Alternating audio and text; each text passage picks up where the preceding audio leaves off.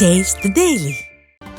தமிழ் மாநில காங்கிரஸ் கட்சியின் நிறுவனர் ஜி.கே. மூப்பனாரின் 24ஆம் ஆண்டு நினைவு நாளை ஒட்டி சென்னையில் உள்ள அவரது நினைவிடத்தில் அதிமுக பொதுச் செயலாளர் எடப்பாடி கே. பழனிசாமி மரியாதை செலுத்தினார்.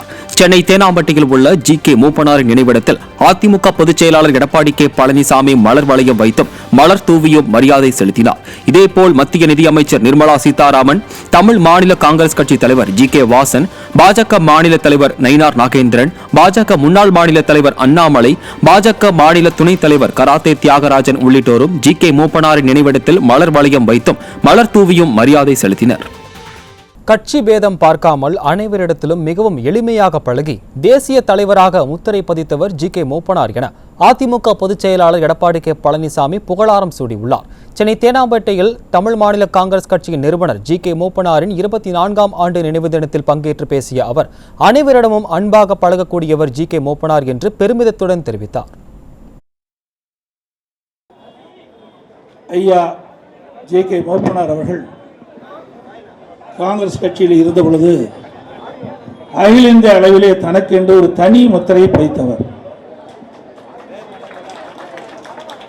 தேசிய தலைவராக விளங்கியவர்.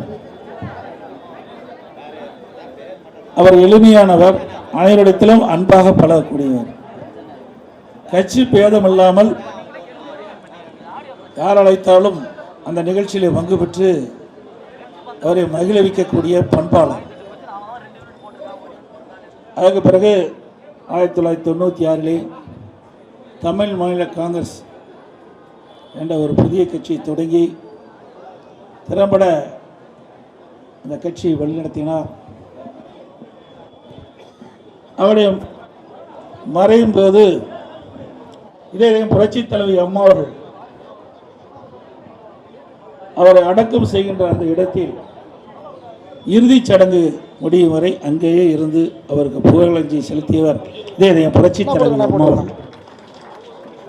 அப்படி உயர்ந்த பண்பும் உயர்ந்த உள்ளமும் நல்ல எண்ணமும் தேசத்திற்காகவும் நாட்டிற்காகவும் மக்களுக்காகவும் சேவை செய்ய வேண்டும் என்ற உன்னத நோக்கத்தோடு அவர்கள் வாழ்நாளை அர்ப்பணித்துக் கொண்ட தலைவர்கள் ஒருவர் மரியாதைக்குரிய மறைந்த ஜி.கே. மூப்பனார் அவர்கள்.